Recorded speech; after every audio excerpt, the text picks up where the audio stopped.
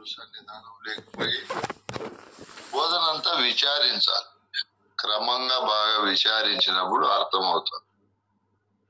ఇక్కడ ఒక శిష్యుడు భిన్న భిన్నాలుగా ఉండే ప్రపంచాన్ని అంతా పరిశోధన చేశాడు. బాగా ఏందిరా ఇదంతా ఈ విధంగా ఉంది, భూమి చూస్తే సృష్టి అంతా ఒకటిగానే ఉంది, జలము అలాగే ఉంది, అగ్ని వాయువు సూర్యుడు ఇవన్నీ ఒకటిగా ఉంటే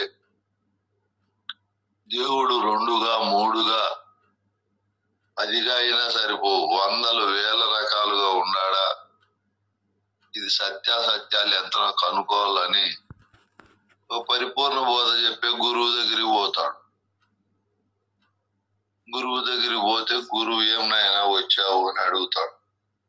మీ దగ్గర ఉపదేశం తీసుకోవాలని వచ్చాను, యథార్థం తెలుసుకొని తరించాలనుకుంటున్నాను, మీరు నా పైన దయ చూపి కరుణించి నన్ను ఉపదేశం ద్వారా కడతీర్చమని ప్రార్థిస్తాడు. అప్పుడు గురువు ఏమైనా ఎందుకురా నీకు ఉపదేశము, దాంట్లో ఏముంది, సృష్టి ఇంత రమ్యంగా ఎన్నో కోణాలలో ఆకర్షణీయంగా ఆత్మను తృప్తిపరిచేకి ఎన్నో వస్తువులు ఉంటే అవన్నీ కాదని ఈ విద్యలోకి వచ్చావు, ఇది కావాలంటున్నావు, ఇదంతా విచారణ రూపంలో ఉంటాది, అన్ని నిస్సారమని ప్రబోధిస్తాది, ఇదంతా భావ రూపములో పెట్టుకోవాల్సిందే గాని వస్తు రూపకంగా ఉండదు. బ్రహ్మ విద్యకు ప్రపంచానికి ఇక్కడే తేడా ఉంటది, అదంతా వస్తుమయంగా ఉంటది ప్రపంచం. ఈ పరిపూర్ణ బోధ గాని ఏదైనా గాని విద్య భావరూపకంగా ఉంటది.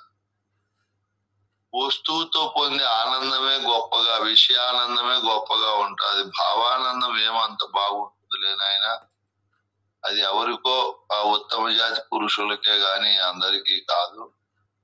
నువ్వు అట్లే ఇంకా బాగా వయసులో ఉండవు, విషయానందం అంతా కూడా అనుభవించుకో.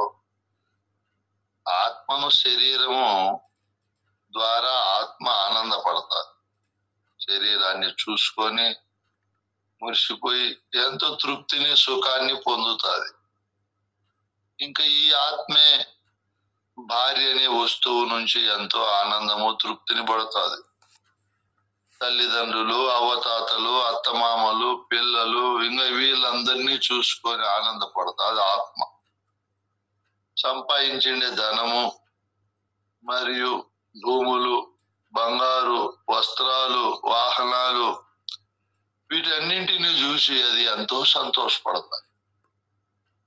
వీటితో సంతోషపడే ఆత్మ అక్కడే ఆ ఆనందాలు అనుభవించకుండా ఇదంతా భావానందమునైనా నేను చెప్పే బోధను శ్రద్ధగా వినాలి, గుర్తుంచుకోవాలి.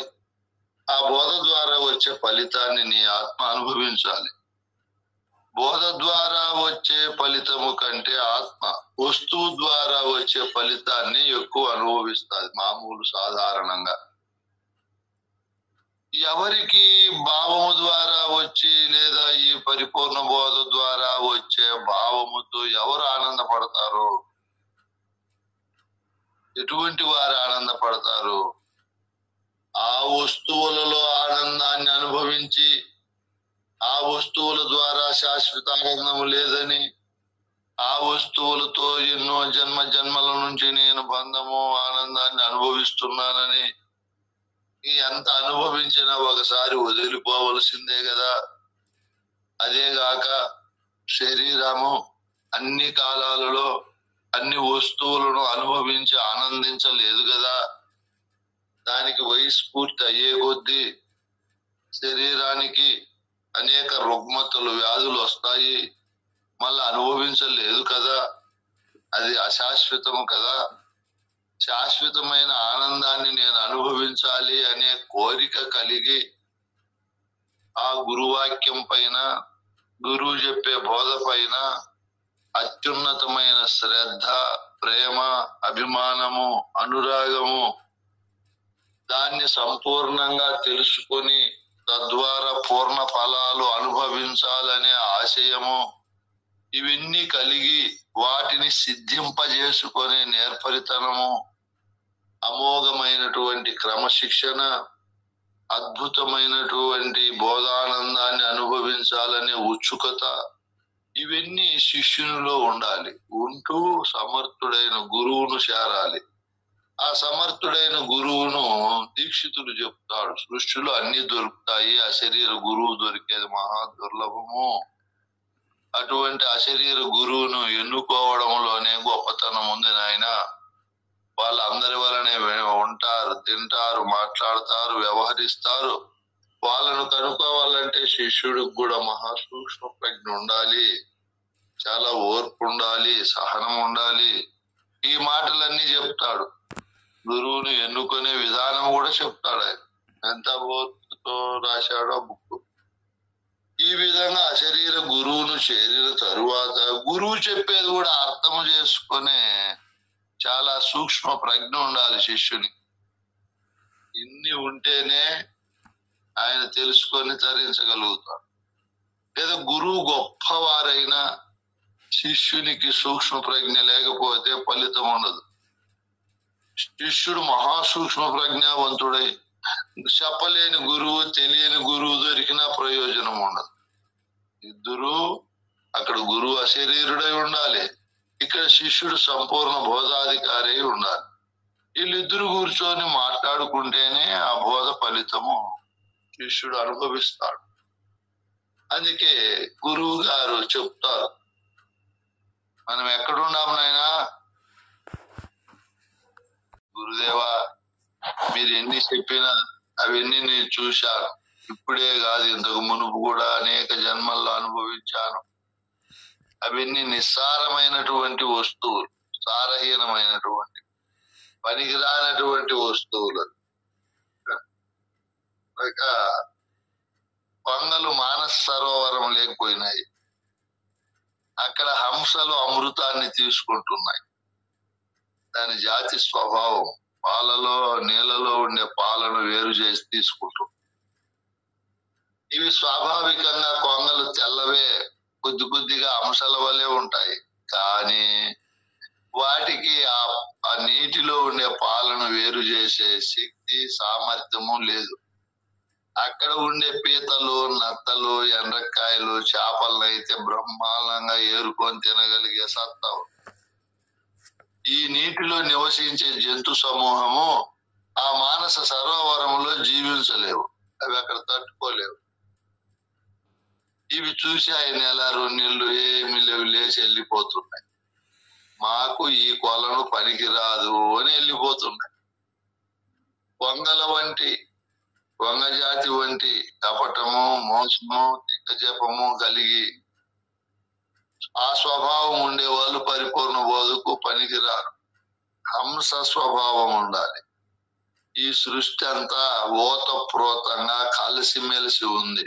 పాలు నీళ్లు కలిసిపోయినట్లు మంచి చెడు కలిసిపోయి ఉంది.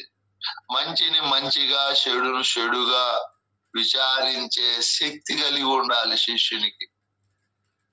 ఓహో అవును కదా అని అంత సూక్ష్మ ప్రజ్ఞావంతుడై, సంపూర్ణ వైరాగ్యపరుడై, బాగా సాంప్రదాయ ప్రబోధన చెప్పే గురువు దగ్గరికి వచ్చినప్పుడు గురువు ఇట్లన్నీ చెప్తాడు, మనసు ఎరగొడతాడు. ఏందుంది పోనైనా ఈ బోధలో, సంసారము ప్రపంచంలో లేని సుఖం ఉందా? మేము ఈ బోధ లేకొచ్చి ఎన్ని కష్టాలు పడుతున్నాము, ఎన్నో రకాల బాధలు పడుతున్నాము. ఇదిగో మేము గురువులు చేరాము, ఇంత సేవ చేశాము, తరువాత ఈ బోధ తెలుసుకున్నాం. ఆయన బోధాధికారం ఇచ్చినాడు. ఎన్ని సమస్యలు, బోధ చెప్పను పోవాలంటే బస్సుల్లో ఎంత కష్టమో, అక్కడ వినరు, అక్కడంతా ఈర్ష్య ఉంటాది, లేనిపోనివన్నీ ఉంటాయి. హాయిగా ఆనందంగా ఈ బోధ లేకపోతే పోనీలే, చెల్లు బోధ ఉండాలి కదా, అది కొనుక్కో, చెల్లు లేకపోతే నీకు ప్రపంచం అంతా అక్కడే ఉంటాది. కృష్ణుని తెర పైన కృష్ణుడు ఏ విధంగా చూపాడో తన యందున సమస్త సృష్టిని, చెల్లు తన యందున అంతే చూపుతాదా, ఎక్కువ చూపుతాదా చంద్రప్ప స్వామి? అంతే చూపుతుంది స్వామి, చెల్లులా ఎంత అయితే ఉందో అంతే చూపిస్తుంది. ఆహా, కృష్ణుడు విశ్వరూపం చూపించాడు కదా అర్జునునికి, అంతే చూపుతాదా ఇంకా ఎక్కువ చూపుతాదా విషయాన్ని? ఇంకా ఎక్కువే చూపుతాడు నాయన. కృష్ణుడు బొట్టుకు పనికిరాడు ఈ సెల్ ఫోన్ దగ్గర, ఒక బొట్టుకు పనికిరాడు. ఆ కృష్ణుడు ఉండింటే విశ్వరూపం చూపడు, ఏమీ లేవు. సెల్ ఫోన్ కొనుక్కోపో అర్జున, ఆ సెల్ అనే తెరపైన నువ్వు కావలసినవంతా చూడుకో. ఎంత నీ ఆయుష్ చాలదు, 1,00,000 సంవత్సరాలు ఉన్నా చాలదు, అంత ఉంటాది సెల్లులో. ఏమి కావాలన్నా, ఏ భాష సినిమాలు కావాలన్నా, ఏ భాష మత గ్రంథాలు కావాలన్నా, ఏ ప్రపంచంలో ఎక్కడేమి జరిగేది కావాలన్నా, నువ్వేం కోరుకుంటే అక్కడ అది ప్రత్యక్షమైతే అద్భుతం, మహా అద్భుతం. అప్పుడు లేవు కాబట్టి అర్జునుడు కూడా ఆడే చూశాడు విశ్వరూపం. ఇప్పుడు కాలంలో మనం ఉండేది మేళ, అప్పుడు ఉండింటే బాగున్న చంద్రప్ప స్వామి, అప్పుడుంటే బాగుండు స్వామి.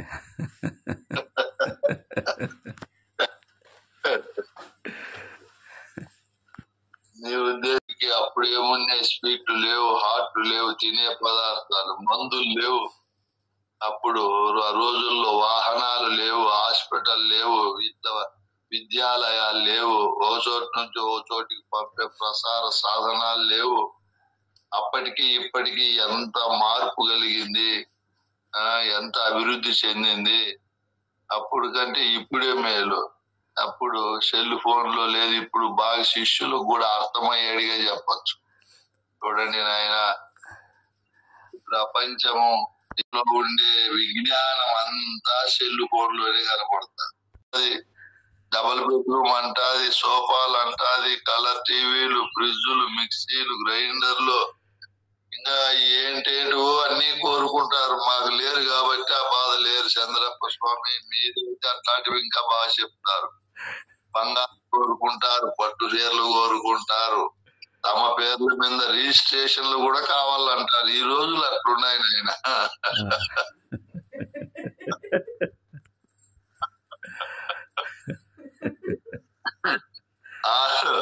ఆ రోజులు లేదో నారసేర్లు 4, సిరిసాపలు 2, కంపెనీలు 2 ఉంటే ఆడికి గొప్ప. పెద్ద పెద్ద రాజులకైనా ఎవరికైనా ఆ రోజుల్లో ఇప్పుడుండే ఫర్నిచరు, ఇప్పుడుండే వాహనాలు, ఈ ఎలక్ట్రానిక్ వస్తువులు ఇవేమి లేవు అప్పుడు రోజుల్లో. హాయిగా రిజిస్ట్రేషన్లు కూడా లేవు అప్పుడు. లగేజీనే లేదు మనిషికి. ఇప్పుడు ఎంత లగేజీ, డిమార్ట్ లేదంటే ఇంకా కొన్ని రిలయన్స్ అంగల్లో లేకపోతే కొన్ని లక్షల రకాల వస్తువులు ఉంటాయి. 1 కాదు 2 కాదు. అవన్నీ ఇప్పుడు మానవునికి అవసరమే. అన్ని తెచ్చి ఇంట్లో పెట్టుకోవాలంటే ఊరకనే రావు. డబ్బు కావాలా, డబ్బు ఊరకనే రాదు. ఎన్ని బాధలు పడాలా, ఎన్ని కష్టాలు పడాలా, ఓహో చెప్పేకి లేదు. అంత అప్పటికి ఇప్పటికీ అంత ఉంది వ్యవహారం. ఈ గురువు గారు శిష్యునికి చెప్పాడు, మీకు ముందే చెప్పాను నేను, లగేజీ పెరిగే కొద్దీ మానవునికి సుఖం ఉండదు. ధనం పెరిగే కొద్దీ ఆ ధనము కూడా విశాసమైతుంది, మనిషికి సుఖం లేకుండా చేస్తుంది. కావాలంటే మీరు చూడండి, 1,00,000 రూపాయలు ఇంట్లో ఉండింది అనుకో, అది నిద్రపోనీదు. చంద్రప్ప స్వామి గుడ్డికి ఇస్తామా అనుకుంటాది. ఆయన తీసుకోడు, భయస్తుడు. బ్రహ్మస్వామి ఎంతైనా తీసుకుంటాడు. మళ్ళీ ఇవ్వలేడే, ఉండు నాయన అని. అది అక్కడి నుంచి ఇట్లా భార్య తమ్మునికి చెప్తాది, మీ బావ దగ్గర 1,00,000 ఉన్నది, అప్లికేషన్ పెట్టి నీకు అవసరం కదా. అప్పుడు బామారి ఇంటికి వస్తాడు, అరటి పండ్లు పూలు అన్ని ఎత్తుకొని వచ్చి మంచి చెడ్డలు బ్రహ్మాండంగా మాట్లాడి, బావా 1,00,000 ఉంటే డబ్బు అంటాడు. ఇస్తే 1 రామాయణం, ఇవ్వకపోతే 1 రామాయణం. ఇచ్చినామనుకో మళ్ళా ఫోను ఎత్తాడు, ఇక్కడ రాడు. ఇక్కడి నుంచి ఇంకా వానికి ఆ పిశాచం అనేది పట్టి నిద్ర లేకుండా చేస్తారు. ఎక్కువ కూడా అవసరం లే, అతి తక్కువకే. ఇంకా 1,000 కోట్లు ఉండే వాళ్ళు ఎట్లున్నారో, ఏం చేస్తున్నారో, ఎందుకు మందు తాగుతున్నారో, ఎందుకు డ్రగ్స్ ఎక్కించుకుంటున్నారో, ఆ పిశాచం అంత పని చేస్తారు. లేకపోయినా అట్లే చేస్తుంది, ఉండినా అట్లే చేస్తుంది. అంత పవర్ ఉంటుంది దాన్ని. ఇప్పుడు వ్యవహారంలో ఈ మానవునికి లగేజ్ ఏ రూపంలో పెరిగినా సుఖం ఉండదు. మీరు చూడండి, కావాలంటే పెంచుకుంటాడు కూడా. పిల్లలు, వాళ్ళ బంధు బాంధవులు, భార్య బంధు బాంధవులు, ఈ లగేజ్ పెరిగే కొద్దీ రాకపోకలు ఎక్కువ ఉంటాయి, ప్రయాణాలు ఎక్కువ ఉంటాయి, సుఖం ఉండదు. సెల్ ఫోన్ కూడా ఎక్కువ పరిచయం ఉంటే రెస్ట్ ఉండదు. ఏదో 10 మంది 20 మంది బంధువులు, 10 మంది పై ఇంట్లో వాళ్ళు 4, 14, 15 మంది ఉంటే సుఖం ఉంటుంది. 100 వేల మంది ఉంటే ఫోన్ ఎప్పుడు వస్తా ఉంటుంది, ఎక్కడా సుఖం ఉండదు. అసుఖమే. ఈ ప్రపంచ బంధములో, ఈ ప్రపంచ విషతుల్యమైనటువంటి వ్యవహారిక లంపట్లో మానవుడికి సుఖం ఉండదు. అందుకే గురువు గారు సుఖము కావాలి అంటే అన్ని వదులుకొని భావములో గురువాక్యమే పెట్టుకోవాలి చెప్పారు పెద్దలు. నామము రూపము నటన స్తోమము బయలందు లేదు చూడు. ఏమీ లేనటువంటి బయలును చూపించాడు గురువు శిష్యునికి. నామము రూపము నటన స్తోమము ఎరుకందు కలదు చూడు. నాయనా, ఎరుకలో ఇన్నున్నాయి. సెల్ ఫోన్ లో కదా అన్ని ఉన్నట్లు, ల్యాప్టాప్ లోనో కంప్యూటర్ లోనో అన్ని ఉన్నట్లు ఈ మనిషి హృదయములో ఇన్ని ఉన్నాయి. నామం ఉంది, రూపం ఉంది, నటన ఉంది, స్తోమం ఉంది, అన్ని ఉన్నాయి. ఇప్పుడు గురువు ఏం చెప్పాడు? గురుకృప కలిగిస్తాడు. ఇది సామాన్యము కాదు, అసామాన్యం. ఎట్లా కలిగిస్తాడు? అప్పుడు శిష్యుడు గట్టి పట్టుబట్టాడు. గురుదేవా, నేను బోధ ఖచ్చితంగా తెలుసుకోవాలి. ప్రపంచ విషయతుల్యమైనటువంటి వాటిలో శాశ్వతానందం లేదని గ్రహించాను. నీకు దండ పెడతాను, నీ పాదాలు నమస్కరిస్తాను, ఎప్పుడు హృదయంలో నిన్నే స్మరిస్తాను. ప్రపంచం గురించి ఇంకా వద్దు స్వామి, నాకు బ్రహ్మ విద్యను చెప్పు అన్నాడు. సరే చెప్తాలే నాయన, కూర్చోరా.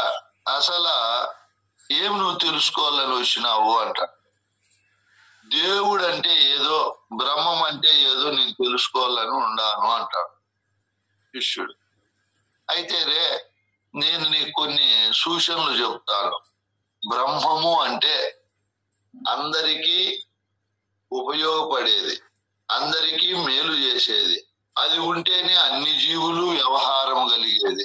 దాని సత్తా చేతనే జీవుల మనుగడ ముందుకు పోతాది. అదే బ్రహ్మము. ఈ గుణాలకు, నేను చెప్పిన మాటలకు ఏ వస్తువు సరిపోతాదో నువ్వే ఇంటికి పోయి ఆలోచన చేసి రాపో అంటాడు. ఈడు 1 నెల రోజులు ఇంటికి పోయి ఆలోచన చేసి వస్తాడు. వచ్చి నాకు బ్రహ్మం అంటే తెలిసింది స్వామి అన్నాడు. ఏదో చెప్పరా అన్నాడు గురువు గారు. అన్నమే పరబ్రహ్మము అన్నాడు. ఎట్లా బిడ్డ అన్నాడు గురువు. ఏముంది స్వామి, మా అమ్మ ద్వారా నేను ఆహారం తీసుకొని పెరిగి పెద్దయ్యాను. అట్లే సృష్టిలో పశువులు గాని, పక్షులు గాని, జంతువులు గాని, మానవులు గాని ఆహారం తీసుకొని పెరిగి పెద్దవారై ఆహారంతో బ్రతుకున్నారు. అది చేసే మేలు మనకు ఏ దేవుడు చేయలేడు.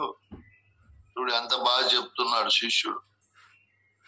ఆ ఆహారం చేసే మేలు సృష్టిలో ఎవరు చేయలేరు. అది శక్తిని ఇస్తుంది, నడిచేకి, మాట్లాడేకి, పని చేసేకి ఎన్నో రకాలుగా ఉపయోగపడతాది. అంతకంటే దేవుడు ఎవరు ఉన్నారు? లేరు. కాబట్టి అన్నమే పరబ్రహ్మము అంటానే ఆ గురువు ఆనందపడి మంచి మాట చెప్పావు నాయన, ఇంకా అన్నమే పరబ్రహ్మం కాబట్టి నిర్ణయం చేసుకొని ఉండిపో అన్నాడు. అవును స్వామి, నేను చెప్పిండేది కరెక్టా? ఏం స్వామి అన్నాడు మళ్ళా వీడు. అదే నాయన, నువ్వు ఆలోచన చేయిపో. అన్నమే పరబ్రహ్మము, ఇంతవరకు చెప్పినావు, సంతోషము. అదే పరబ్రహ్మమై, అదే స్వశక్తితో, అది ఇంక ఇతరుల సహాయం లేకుండా అదే తనకు తానుగా తయారై తనకు తానుగా సమస్త జీవులకు ఆకలి తీరుస్తా ఉంటే నువ్వు చెప్పేది కరెక్ట్ పోరా అన్నాడు. విచారణ చేయబోనాయన అన్నాడు. గురువు చెప్పితే విని తరించేది వేరు, తనకు తానుగా గురువాక్యము, గురువు చెప్పిన మాటను పట్టుకొని విచారిస్తే తరించేది వేరు. మన పెద్దలంతా గురువు చెప్పింది విని కాదు, గురువాక్యం బట్టి విచారించారు. నేను మీకు చెప్పాను ఏం పని చేయాలి శిష్యుడు అంటే, ఏం చేయాలి ఆయన? అన్వేషణ స్వామి. అన్వేషణ చేయమని చెప్పాం మనం. ఎట్లంటే అట్లా విని పట్టుకోకూడదు, అన్వేషణ చేయాలి. ఇంటికి పోయి అన్వేషణ చేశాడు. ఆహారము బ్రహ్మమే, సత్యం అన్నాడు గురువు. గురువాక్యం ఎదురు లేదు. అది స్వతహాగా స్వయం సిద్ధం అవుతాదా? ఆలోచన చేసి ఓహో కాలేదు కదా, ఆహారం తయారు కావాలంటే భూమి ఉండాలి, భూమి ఉంటేనే మొక్కలు ఉత్పత్తి అవుతాయి, మొక్కల ద్వారా పశుపక్షాదులు తింటాయి. కొన్ని మొక్కల్లోనే గోధుమలు, సద్దులు, జొన్నలు, బియ్యాలు ఇవన్నీ ఏర్పడతాయి. వాటిని తినే కదా మనం బ్రతికేది. కాబట్టి ఆహారం తయారు కావాలంటే దాని ముందు భూమి ఉండాలి అని గురువు దగ్గరికి పరిగెత్త వచ్చాడు. స్వామి పృథివే బ్రహ్మము పరబ్రహ్మ స్వరూప అన్నాడు. పృథ్వీ పరబ్రహ్మ సాక్షాత్తు స్వరూపము అన్నాడు. ఎట్లా నాయన అన్నాడు. వీడి నెల రోజులు విచారించిండేదంతా గురువుకు చెప్పినాడు. గురువు ఆనందపడ్డాడు. చాలా సంతోషం బిడ్డ, నువ్వు చెప్పిండేది కరెక్టేను. స్వామి ఇంకా ఏమన్నా ఉందా అని విచారించిపో. భూమి తనకు తానుగానే ఔషధుల ద్వారా మొక్కలకు సత్తానిచ్చి భూమి ఎవరు సహాయము పొందకనుంటే నువ్వు చెప్పేది కరెక్టేను అన్నాడు. వీడి ఇంటికి వచ్చాడు, ఆలోచన చేశాడు. కొత్త భూమి ఉంటే మొక్కలు మొలకెత్తి పెరిగి పెద్దయి ఇదంతా ఇస్తున్నాయా? ఇవ్వలేవు. భూమి కంటే ముందు జలం ఉండాలి. జలం ఉంటేనే ఇవన్నీ మార్పు కలిగి ఆ జలము ద్వారా విపరీతమై పెరిగి పెద్దవైతాయి. వేసవి కాలం చుట్టూ పరిసరాలంతా బీడుగా ఉంటాయి. వర్షం వస్తానే మొక్కలు ఎగిరిస్తాయి, గడ్డి పడుతుంది, పంటలన్నీ బ్రహ్మాండంగా పండుతాయి, చెట్లు ఎగిరించి పూతలు ఊసి కాయలు కాసి ముందుకు విజృంభిస్తాయి కదా అని వీడు ఆలోచన చేసి గురువు దగ్గరికి వచ్చి మళ్ళీ చెప్పాడు. స్వామి జలమే పరబ్రహ్మం అన్నాడు. గురువు సంతోషపడ్డాడు. ఎట్లా నాయన అంటే ఇవన్నీ చెప్పాడు. ఇంతేనా పరబ్రహ్మం, ఇంకా ఏమన్నా ఉందా అంటే, జలము ఏర్పడాలన్నా జలం అనేక ప్రాంతాలకు రావాలన్నా అది స్వతసిద్ధంగా ఉంటే, దానికంటే ముందు ఏమీ లేకపోతే అదేరా పరబ్రహ్మము అన్న. వీడు మళ్ళీ పోయినాడు. బ్రహ్మాండం బదలయ్యే వరకు ఆలోచించాడు. నీరు రావాలి అంటే ఊరికేనే రాదు వర్షము, వేడి ఉండాలి. ఆ వేడి ఉంటేనే సముద్రంలో జలాశయాల్లో నీరు ఆవిరై ఆకాశానికి పోయి అక్కడ మేఘ రూపము దాల్చి వివిధ ప్రదేశాలకు ప్రయాణమై అక్కడక్కడ వర్షాలు పడి ఈ విధంగా భూమి అంతా సస్యశ్యామలం అవుతాది. కాబట్టి జలానికంటే ముందు అగ్ని ఉండాలా అనుకొని గురువు దగ్గరికి పోయి గురువుతో స్వామి అగ్నే పరబ్రహ్మము అన్నాడు. ఎట్లరా అంటే ఇవన్నీ చెప్పాడు. చాలా సంతోషమైన గురువు ఆనందపడి, కూర్చొనైనా బాగా ఆలోచిస్తున్నావు, అన్వేషిస్తున్నావు, నీ అన్వేషణలో అన్ని మంచి మంచి ఫలితాలు వస్తున్నాయి అని చెప్పి గురువు బాగా వాడిని మెచ్చుకొని, ఇంకేమైనా నీ సందేహం తీరిందా అన్నాడు. లేదు స్వామి, అగ్ని పరబ్రహ్మం అనే వరకు బోధ అయిపోతుందా అన్నాడు. నువ్వే ఆలోచన చేయి. అగ్ని స్వశక్తితో పని చేస్తా ఉండి దానికంటే ముందు ఎవరూ లేకపోయినా అదే ముందు పడి పని చేస్తా ఉంటే అప్పుడుకి సరిపోతాది నాయన, ఇంటికి పోయి ఆలోచించరా అన్నాడు. వీడు మళ్ళా ఇంటికి పోయి ఆలోచించాడు. బ్రహ్మాండం బదలయ్యే వరకు ఆలోచించాడు, అన్వేషణ చేశాడు. ఓయమ్మా, అగ్నిభూతం పని చేయాలంటే దానికంటే ముందు వాయుభూతం ఉండాలి.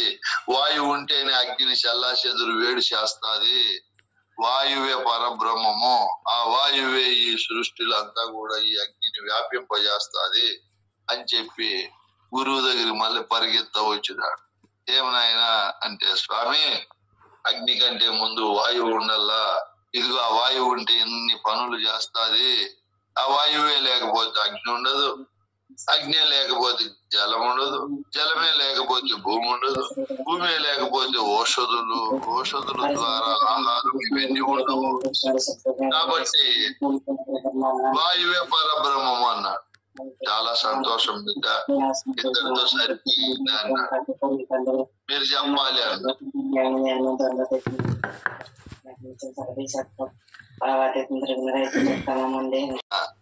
ఆకాశం ఉండాలి కదా, ఆకాశమే లేకపోతే వాయువు ఎక్కడ ఉంటుంది అని చెప్పి గురువు దగ్గరికి పరిగెత్తుకుంటా వచ్చి, గురుదేవా నాకు అర్థమైంది, వాయువు కంటే ముందు పోతాం ఆకాశం ఉండాలి, ఆకాశం ఉంటేనే వాయువు వ్యవహారం చేస్తుంది, అధిక పీడనం నుంచి అల్ప పీడనానికి, అల్ప పీడనం నుంచి అధిక పీడనానికి చెల్లిస్తూ ఉంటది.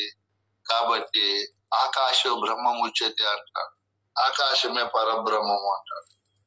శాబాష్, ఒప్పుకున్నారా? నీ అన్వేషణ బాగా ఫలించింది. ఆకాశానికంటే ముందు కూడా భూతం ఉందేమో విచారించుకోనాయన, లేదా ఆకాశమే స్వయం భూతమేమో విచారించుకోన్నాడు. నెల అయిపోయాయి, 2 నెలలు అయిపోయాయి, 3 నెలలు అయిపోయాయి, వీని విచారణకు సమాధానం దొరకల. గురువు దగ్గర పరిగెత్తుకుంటా వచ్చాడు. స్వామి, నాకు ఆకాశ భూతం కంటే ముందు భూతం ఉందో లేదో తెలియబడలేదు, ఆకాశమే ఓంకార స్వరూపము, అదే అక్షర పరబ్రహ్మం అని భగవద్గీత చదివాను నేను, ఉపనిషత్తుల్లో కఠోపనిషత్తు చదివాను, మరియు వేదాలు చదివాను. కొన్ని చోట్ల ఆకాశమే అక్షర పరబ్రహ్మం అని, అందులో అకార ఉకార మకార అర్ధమాతృకులతో అదే సృష్టి స్థితి లయ విస్తీర్ణాలకు కారణమై ఉందని చెప్పారు. మరి నేను ఇంతటితో సమాధానం పుచ్చుకుందునా, ఇంకా ఏమైనా ఉందా అని అడిగాడు. వాడు ఎంతకాలము పరిశోధన చేసినా చెప్పలేకపోయాడు. ఏమైనా కారణమో, పరబ్రహ్మము, జలము, అగ్ని, వాయువు, ఆకాశము, పరబ్రహ్మము ఇవే దేవుడు, ఇవే దేవుడు అని ఉండేది. వీటికి విలక్షణంగా ఉంది. వీటిలో లేకుండా వీటికి ప్రక్కన ఉండి ఏదైతే చెప్తా ఉందో అది పరబ్రహ్మం. అది వాడు ఎత్తితే కనపడే చోటు ఉంటే చెప్పేసి గురువు దగ్గర, వాడు బ్రహ్మాండాలు కూడా 10 బద్దలయ్యే వరకు విచారించినాడు. 1 కాదు 2 కాదు, వానికి తెలియవల్ల. అప్పుడు గురువు దగ్గరికి వచ్చినప్పుడు, గురువు నాయన ఆదికి అనాది, మొదటి దానికే మొదటిది. చూడండి, ఈ ఆకాశానికి కూడా ముందు ఉండే భూతం ఆత్మ, అదే పరబ్రహ్మం. అది ఎక్కడుంది అని వీడు అడిగినాడు.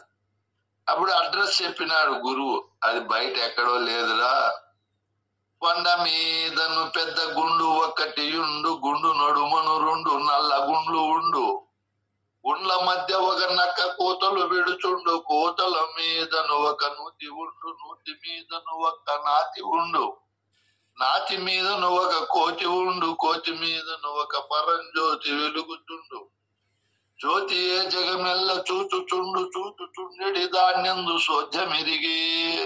అన్నిటినీ ఏదైతే చూస్తా ఉందో దాని శోధ్యం ఎరగాలి. ఇప్పుడు దాని రహస్యం తెలుసుకోవాలి. శోధ్యము అంటే రహస్యం, దాని యొక్క గొప్పతనాన్ని తెలుసుకోవాలి నాయన. తెలుసుకొని గురు కృప వల్ల అది యుతానని ఉన్నవాడు ఆత్మవిభుడు.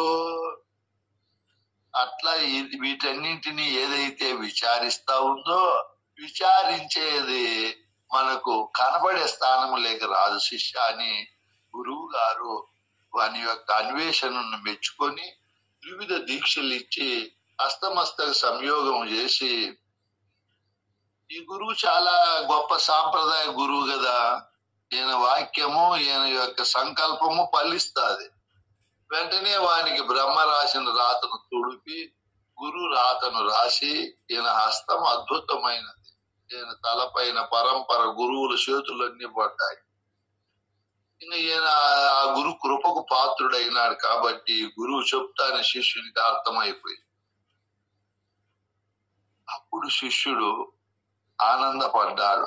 అవును కదా, నేనే పరమాత్మను, నేనే ఆది, నాకు ఆది లేదు, నేనే అనాది పురుషుడునని తెలుసుకున్నాడు. గురు కృప కలిగింది వానికి. గురు కృప కలిగి గురువు చెప్పాడు, బిడ్డ ఈ నేననే పరమాత్మే పరబ్రహ్మం, దీనికంటే ముందు వస్తువు లేదురా, నీవే ఆది పురుషుడు అయి ఉండవు, నువ్వే పరబ్రహ్మవు, నువ్వే పరమాత్మ స్వరూపుడవు. చూడండి నాయన, ఈ పరమాత్మ అయిన వస్తువే అన్ని ఆవరణాలలో ఉంది. నీలో ఎలా ఉందో అన్ని జీవులనే ఆవరణాల్లో అది చైతన్యంగా తెలివి రూపంగా ఉంది బిడ్డ. అదే పరమాత్మ. ఆ పరమాత్మ యందునే ఇవన్నీ తెలియబడుతున్నాయి. ఇది అన్నమని, ఇది భూమని, ఇవి జలము, ఇది అగ్ని, ఇది వాయువు, ఇది ఆకాశము, ఇది పంచభూతాత్మకమైన ప్రపంచము.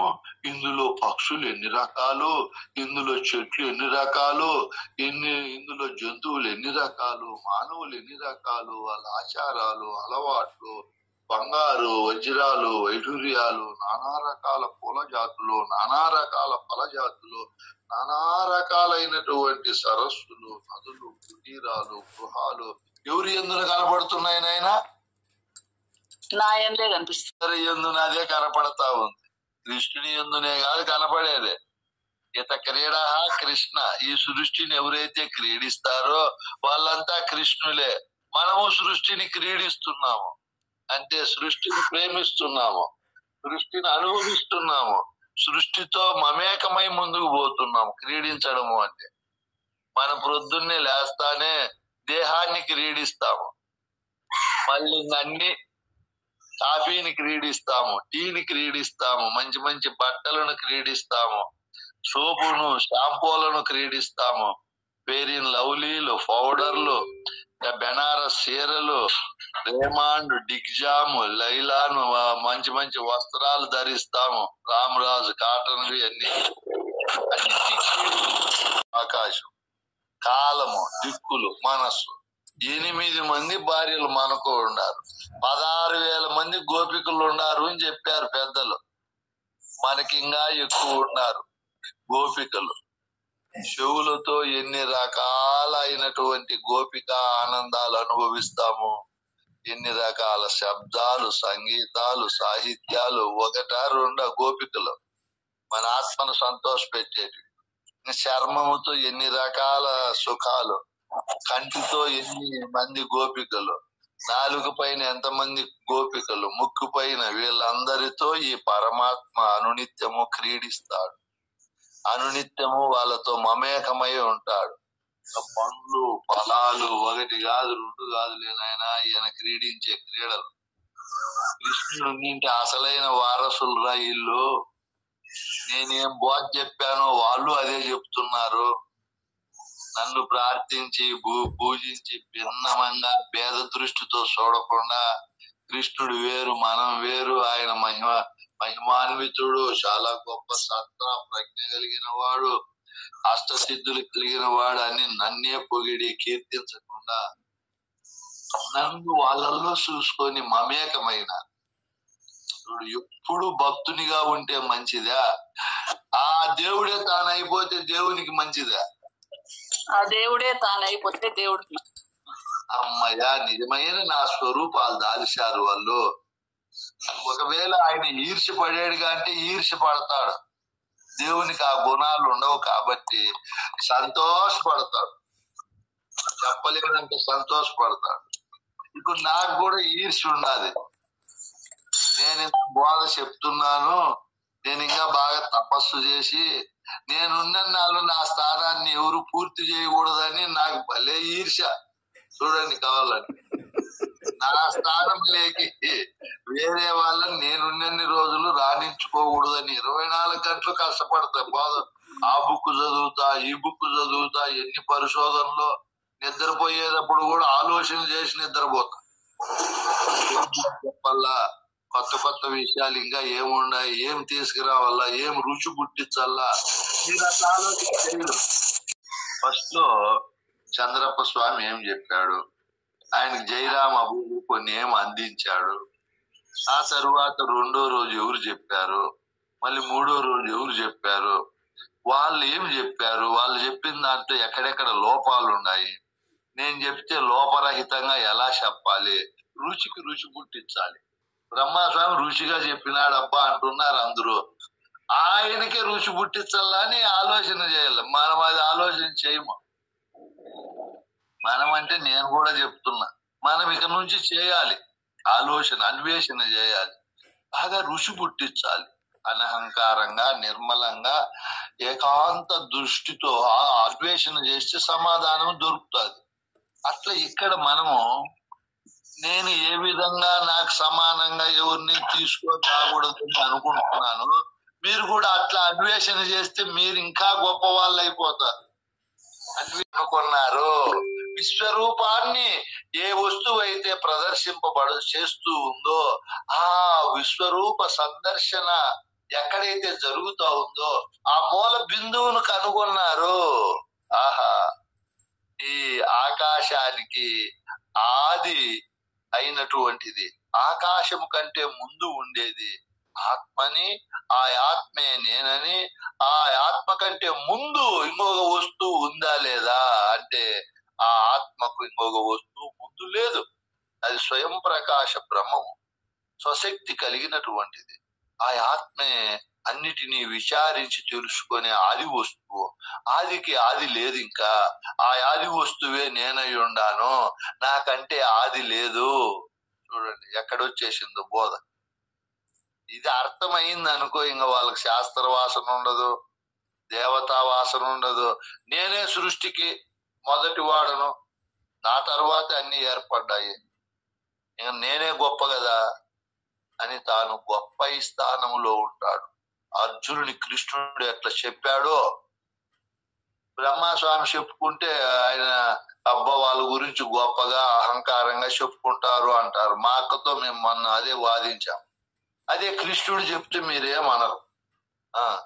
అర్జున, నేను ఆది పురుషునిరా, నాకంటే ఆది వస్తువు లేదు, నేను స్వయం ప్రకాశ బ్రహ్మస్వరూపుడును, మాయాతీతుడును. మాయ అంటే పంచభూత ప్రపంచంతో ఉండే శరీరము, కుటుంబము, ఇవన్నీ వ్యవహారాలు, అవన్నీ నేను కాదు కదా, నా తరువాత వస్తువులు అవి. నేను మొదటి వాడను, ఆ మాయకు అతీతుడును. నేను మాయకి ఎందుకు లోబడి ఉండా, మాయలో వాడను కాదు కదా నేను. మీరంతా మాయలో వాళ్ళు అన్నారు. ఎందుకని అన్న కృష్ణుడు వస్తువు ఉంది, అదే ఆత్మ, అదే నీ స్వరూపము, అది నువ్వే పరమాత్మ అయి ఉండవు, నువ్వే కృష్ణుడురా, నువ్వే అన్ని క్రీడిస్తున్నావు. కృష్ణుడు అనే తెర పైన ఈ విశ్వం అనే రూపం ఎప్పుడు కనపడతా ఉంటుంది, కృష్ణుడికి నీకు భేదం లేదు అని గురువు చెప్పాడు. ఇప్పుడు గురువు ఈ శిష్యునికి చెప్పినప్పుడు ఇంక సృష్టిలో అందరూ వాళ్ళే కదా, మీరు వాళ్ళంతా మాయలో ఉన్నారు, నీ మాయను జయించినానంటే ఆడికి అది మంచి మాట చెడ్డ మాట అని. అందరూ ఆ స్వరూపులే సృష్టిలో. ఏం కూడా పరమాత్మ స్వరూపమే, దోమ కూడా పరమాత్మ స్వరూపమే, ఏనుగు, ప్రతి ఒక్కరూ పరమాత్మ స్వరూపులే. అయితే నీకు తెలుసు, మనకు వాళ్ళకి తెలియదు. మనం చెప్పినా వాళ్ళు మీరు పరమాత్మ స్వరూపులరా, ముస్లింస్ దగ్గరవి మీరే అల్లానైనా, ఆది వస్తువులు మీరేరా, ఎందుకు ఆయన వేరు మేము వేరు అనుకుంటారంటే వాళ్ళు సచ్చిన ఒప్పుకో. క్రైస్తవుల దగ్గరవి చెప్పినామనుకో, పరలోకములో ఉండే ప్రభువు అంటే ఈ సృష్టికి నేననే పరమాత్మే, అదేరా ఈ సృష్టినంతా సృష్టించి పోషించి లయింపజేసి సృష్టికంతా కూడా మూల కారణమై ఉంది, ఆ ప్రభువే నీవంటే వాళ్ళు ఎట్టి పరిస్థితుల్లో ఒప్పుకోరు.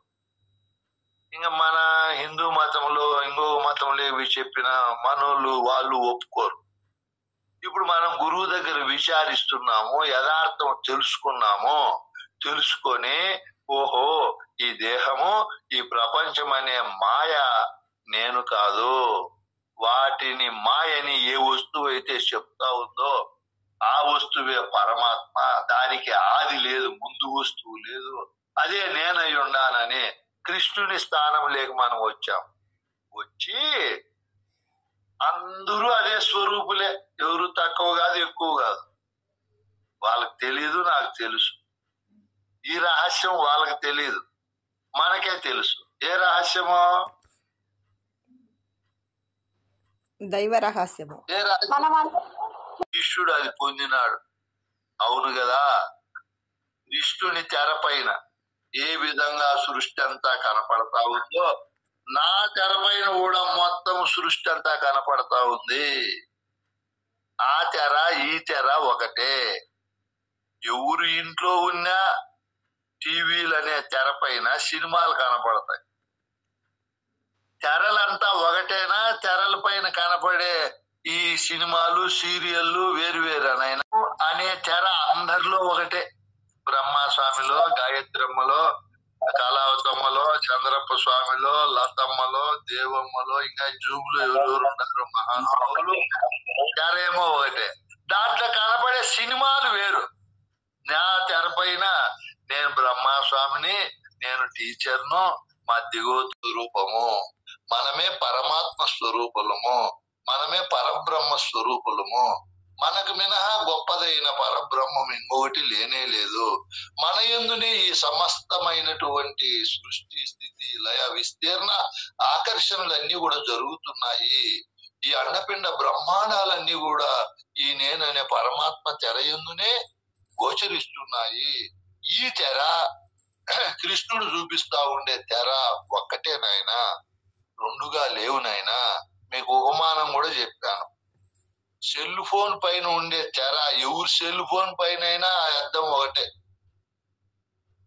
టీవీలలో ఉండే తెర ఇప్పుడు Hyderabad, Bengaluru, Calcutta, Bombay, Tokyo, New York, Sydney, ఇట్లా లండన్, ఎక్కడ సినిమా హాళ్లలో ఉన్న తెర ఒక్కటే. అది సినిమాలు, భాషలు, వ్యవహారాలు అవన్నీ వేరువేరుగా ఉండిన తెర ఒక్కటే.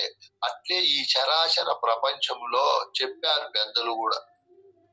మన రాజిరెడ్డి స్వామి ఒక శీస్ పద్యం చెప్పాడు మనకు, మంచి పద్యం. ధరణిలో తెల్లలందు తైలం ఉండిన తీరు.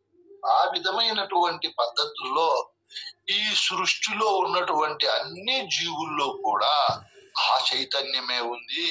ఏ కట్టెలో అయినా అగ్నే ఉంటాది, ఏ నువ్వుల్లో అయినా శనగిత్తనాల్లో అయినా ఒకటే ఆయిల్ ఉంటాది. విత్తనాలు వేరువేరు ప్రాంతాల్లో పంటలు వేరువేరుగా ఉండొచ్చు.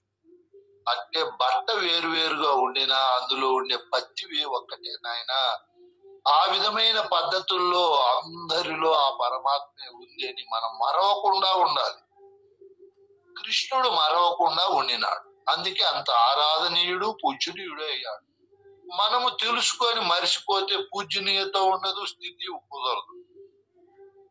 మా భార్యలో కూడా ఆ పరమాత్మే ఉంది.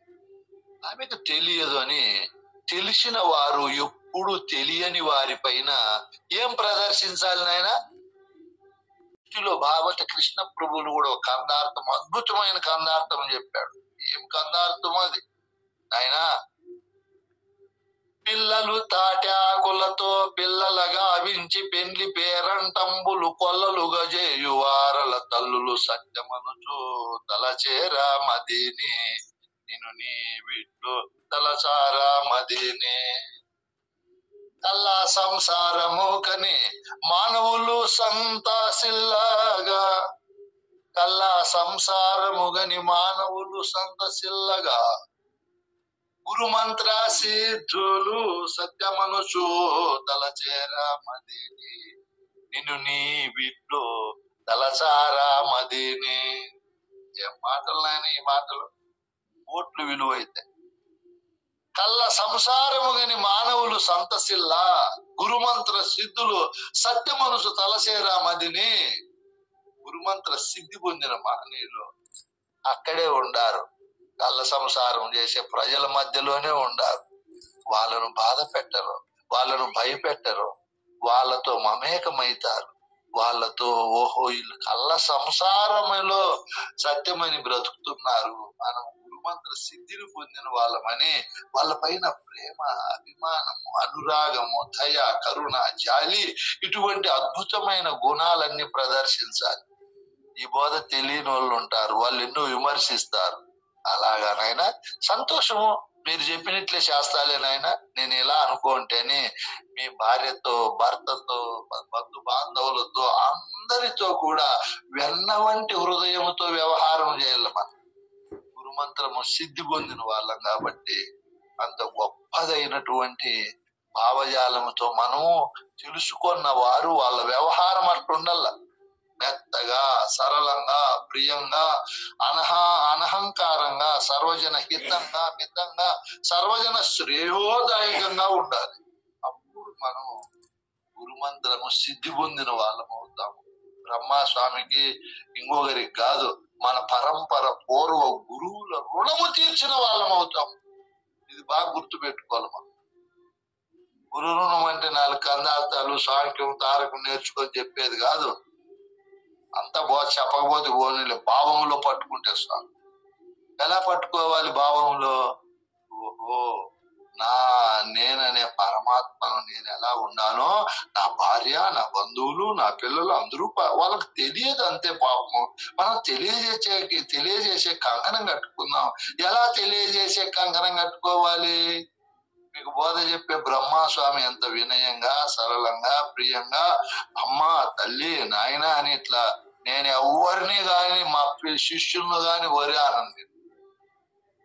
అన్ని మతాలను సమానంగా చూస్తుంది. నాకు పై దిక్కేది మా ఆదిలక్ష్మమ్మే, నా బట్టలు ఉతికేది ఆదిలక్ష్మమ్మే, మా పరుపులు రగ్గులు ఇస్తాం. క్షత్రియ వైశ్యాది వర్ణములు నీకు నెన్నడు లేవు నిశ్చయముగా. ఆయన ఎంత కష్టపడి చెప్పాడు ఈ మాటలు. ఆ మాటలను మనం ఫెయిల్ చేయాలన్నా పాస్ చేయాలనైనా? పాస్ చేయాలి స్వామి. మన బ్రహ్మచర్యము, గృహస్థము, వనప్రస్థము, సన్యాసము, అవధూతము, అతీతము మరియు అశరీరము ఇట్లా ఏమీ లేదు నాయన. దానికి స్వజాతి, విజాతి, స్వగత భేదములు లేవు నాయన పరమాత్మకు. మరియు కులనామ రూప గోత్ర సూత్రములు లేవు, వాద భేదములు లేవు, ఖేదమోదములు లేవు. గురుదేవా, ఎంత గొప్ప మాటలు చెప్పావు మహనీయ. నేను ఎవరితో వాదము చేయనయ్యా, నేను ఎవరితో వాదం చేయను. నాకే ఫోన్లు చేసి అడుగుతారో, నాయన ఎందుకయ్యా నన్ను అడుగుతారు? నేను నిర్మలంగా కోరుకోవాలి. వచ్చి మాటలు మనసావాచ ఈ విధంగా మనం అన్ని కోణాలలో ఉంటూ, నేననే తెరే ఆది ఈ సృష్టికి, అదే శ్రీకృష్ణ పరమాత్మ స్వరూపం, అదే బ్రహ్మ స్వరూపము. తెలియని వారి స్వరూపం అదే, తెలిసిన వారి స్వరూపం అది వేరు కానే కాదని బాగా దృఢ నిశ్చయమైనప్పుడు ఈ కృష్ణుని విశ్వరూపము మనకు బాగా తెలిసినట్లు. ఆయన విశ్వములోనే రూపంలోనే ఇవన్నీ కనపడుతున్నాయంటే అది అజ్ఞానం అవుతుంది. మీకు అది బాగా దృఢం కావాలనే కోరికతో నేను 2-3 రోజుల నుంచి దాన్ని బలపెట్టి చెప్తున్నాను. ఆయన కృష్ణుని యొక్క తేజస్సులోనే అన్ని ముఖాలు ఉన్నాయి. ఇప్పుడు చూడు, అన్ని నేత్రాలు అక్కడే ఉన్నాయి, అన్ని అద్భుత దర్శనాలు అక్కడే ఉన్నాయి, అక్కడే అన్ని దివ్యాభరణాలు ఉన్నాయి, అక్కడే అన్ని దివ్యాయుధాలు ఉన్నాయి. ఆ విశ్వరూపము చూశాడు ఎవరు? లేపనాలు పూసుకొని ఉన్నాడు. అనంతమైనటువంటి స్వరూపముతో ఈ విశ్వమంతా కూడా ఆయనలోనే కనపడతావు. ఆకాశములో ఒక్కసారిగా ఆయన యందున సహస్ర సూర్యుల యొక్క కాంతి కనపడింది. నేను గురువుపదేశం తీసుకున్నప్పుడు గురువు గారు అస్తమస్తక సంయోగం చేసి, ఇదిగో బ్రహ్మ ఎరుకంటే ఇదే నాయన అన్నాడు. ఇదే పరమాత్మ, ఇదే పరబ్రహ్మ స్వరూపము, ఇదే ఆది పురుష స్వరూపము, ఇదే దేవదేవుడు, ఇది ఈ సృష్టికి చక్రవర్తి అని చెప్పినప్పుడు నాకు ఎంత ఆనందం అయిందంటే, 1,00,00,000 సూర్యులు ఉదయిస్తే ఎంత కాంతి ఉంటుందో నాకంత కాంతి కలిగింది. అబ్బా, నేను ఆ స్వరూపము, నేనే ఈ సృష్టిలో పరమాత్ముడను అని అప్పుడు గురువు గారు కూడా చెప్పాడు. నాయన, అది అర్థమైన వారికి వాళ్ళ ముఖములో బ్రహ్మానంద కళలు ఉంటాయి. ముందుకు ఇప్పుడుకి ఎంతో మారిపోతాది. అక్కడ మనము గురు ధ్యాన శ్లోకాల్లో చెప్పినట్లు సకల దేవతా మూర్తి స్వరూపము ఆ ముఖములో ఉంటాది నాయన అని, ఆ తేజస్సే వేరు నాయన అని చెప్పాడు గురువు. అప్పుడు అర్జునుడు కదా, కృష్ణునిలో చూశాడు ఇవన్నీ తేజస్సు, ఈ సమస్తము ఇంతవరకు చెప్పిండేటివన్నీ. ఇప్పుడు ఇక్కడ ప్రత్యక్ష అనుభవం కలుగుతుంది పరిపూర్ణ బోధలో. నీలోనే అవన్నీ కనపడతాయి, నీకే అవన్నీ తెలియబడతాయి. ఆ కనపడే స్థానములో ఉండే, కనుగొనే స్థానంలో ఉండే వారు ఎవరైతే ఉండారో వారి ఎందున కనపడేటివన్నీ కనపడుతూ ఉంటాయి. కృష్ణుడు చూపింపజేస్తున్నాడు, నేను చూస్తున్నాను. చూపింపజేసే మహనీయుడు, చూస్తా ఉండే మహనీయుడు, ఇద్దరూ ఒక్కటే, తేడా లేదు. ఇక్కడ కృష్ణుడు యొక్క విశ్వరూపాన్ని చూశాడు, ఆయనలో పదే పదే ఈ జగత్తంతా తోస్తూ ఉంది. ఆశ్చర్యపోయినాడు ఆయన. ఆశ్చర్యపోయి విస్మయము కలుగుతాది.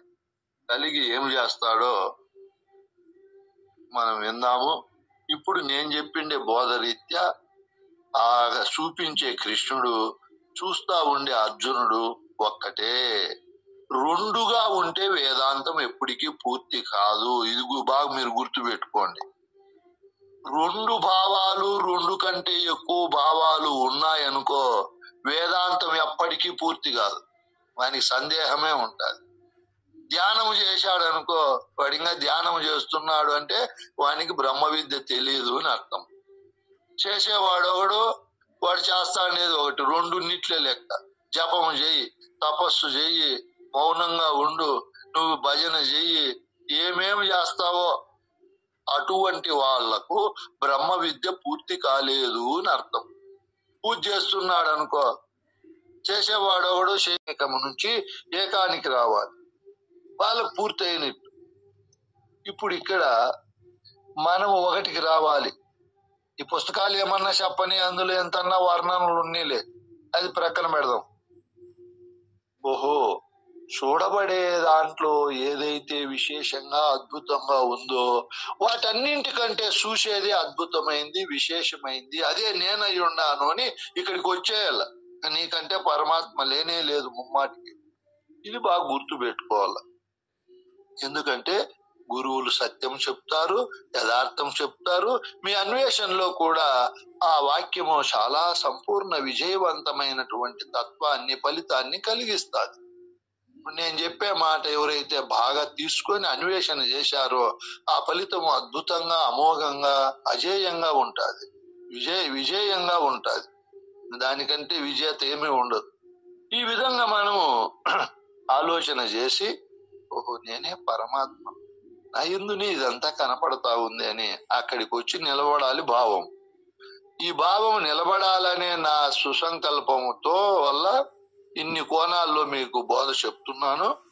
ఇప్పటికి మీరు అర్థం చేసుకొని, ఓహో ఆ కృష్ణ పరమాత్మ నేను ఒక్కటే, రెండు లేనే లేరు, రెండు ఉంటే వేదం పూర్తి కాదు. ఇది బాగా గుర్తుంచుకోవాలి. ఎన్నో శ్లోకం నాయనా? 13 నాయనా.